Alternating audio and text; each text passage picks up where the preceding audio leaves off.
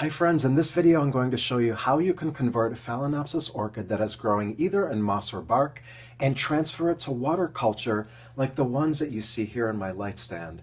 Now there are different methods out there, but I'll teach you my method that I'm using along with some tips to care for your orchid after you're done. So let's get started. Now the only thing that you'll need other than your actual plant is a variety of clear glass containers. Now, you won't know the size that you'll need exactly until you take your orchid out of the current growing medium. These I got while thrifting, so you can get them really inexpensively. Having a variety of these containers will help so that it's a good fit for your orchid when you start your water culture. And make sure you stick around until the end of the video because I'll show you what these orchids look like 4 months after I converted them to water culture. I think you'll be pleased with the progress. And what I'm doing here is simply soaking the orchid for a bit.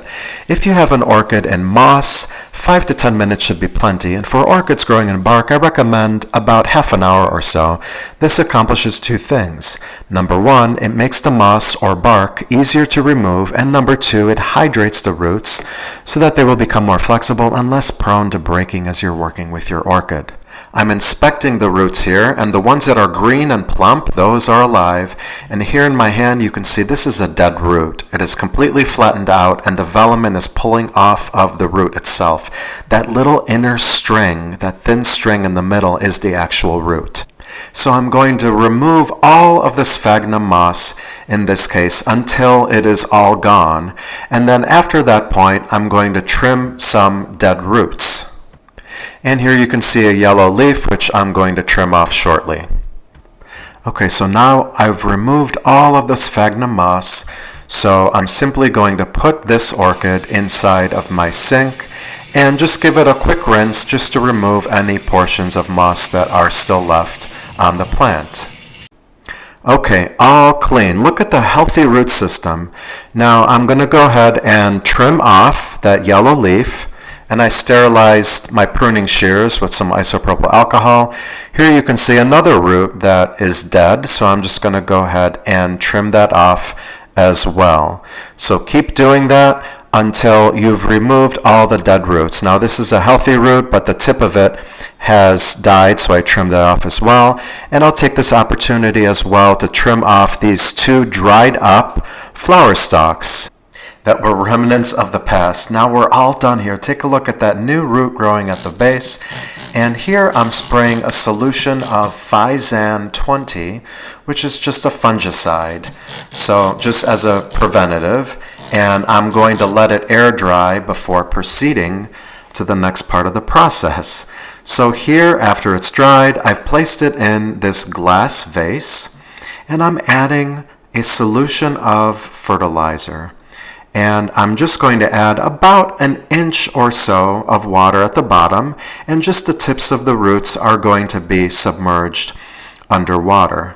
So what I did here was I used a distilled gallon jug, and I added 1/4 teaspoon of Orchid Pro fertilizer. And when the water is all gone from the vase, I'll simply top it off and add a little bit more to the same level that I had before. Here is a 1-month update. I'll show you what this plant looks like after 4 months soon. But you can see here at the base, there are new roots growing after just 1 month. And then look at the bottom of the root system here. Look at all the actively growing, beautiful root tips that you see. So this orchid is off to a really good start. Now, another thing that you'll run into is you will get some algae growing at the bottom of the pot. No big deal, just take your orchid out of the pot and you can wash your glass container with a little bit of dish soap and water, clean it out and put your orchid back in. Now, I did run into a problem with this glass container, so this is a tip to be careful when you're choosing your glass containers. This is growing a nice, beautiful root over here, and what I'm running into is it's becoming a little hard to take this out because of the shape of the vase. So I would avoid any vases that are narrow on top and then jut out like that, because it might make it hard for you to take your orchid out in order to clean your glass container. Okay, now we're at 4 months after converting 4 of these orchids all at the same time to semi-water culture. and the plants look wonderful. And actually, 3 of these have a flower spike in varying degrees. Here's one that is almost about to bloom. This is the furthest along. The plant is nice and healthy. The leaves are nice and perky. And there are a lot of wonderful new thick plump roots growing. Then we have another one here, and I also wanted to mention this type of container. Now this one, as you can see, is also growing a new flower spike.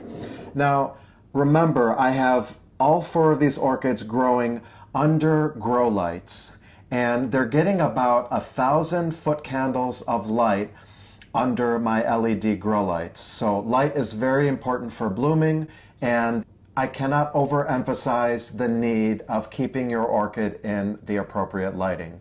So here you can see I have a nice flower stalk, and look at all these roots. Look how healthy all the roots are. And I've decided, after experimenting with different types of containers, the glass vases that have completely vertical sides are the best, because they make it easier for you to be able to slip the orchid out in order to clean your glass container. So even this one, this fishbowl type glass container, makes it a little bit tricky to actually take the plant out. But, you know, I'll still manage with that one. And then here is another one, and some of the things that you can expect. This is the only one of the 4 plants that exhibited some drooping leaves. Some of the older leaves are drooping, and they don't look horrible, but they're just drooping, and eventually they might yellow and go. But the new growth will be more accustomed to the new growing conditions, so your plant's going to be just fine. Now, all 3 of the other orchids didn't exhibit any of the drooping leaves, which is great. And here is another one that looks wonderful. Take a look. Look how thick those roots are. Look how thick those roots are. And this one, you can't quite see it here, but I'm gonna put it right up here. This one actually has the beginnings of a flower spike. I'm not sure if you can actually see it right there. So I'm pretty pleased with the progress of these 4 orchids after just 4 months. So if you've never tried semi-water culture before, why not give it a shot? It's really fun to do, and it gives you a different way to grow your orchids, and it's really satisfying to watch the progress. If you want a more conventional approach to growing Phalaenopsis orchids, check out my online course, Become an Orchid Master. I have a link in the description of this video. I have 6 modules, each with 2 to 4 lessons on all aspects of care for your Phalaenopsis orchids. Now, I don't go over water culture, or at least haven't added a module or lesson on that yet, but I've had hundreds of people sign up thus far, and the program will really ramp up your orchid care skills. So please check it out. And as a part of the course, I also have a private Facebook group only available for members of the course, as well as a monthly Zoom Q&A call where my course members ask whatever they want and I provide all the answers. If you've enjoyed this video, please hit the subscribe button and comment on your experiences with semi-water culture. I hope you've enjoyed this video, and I'll see you next time.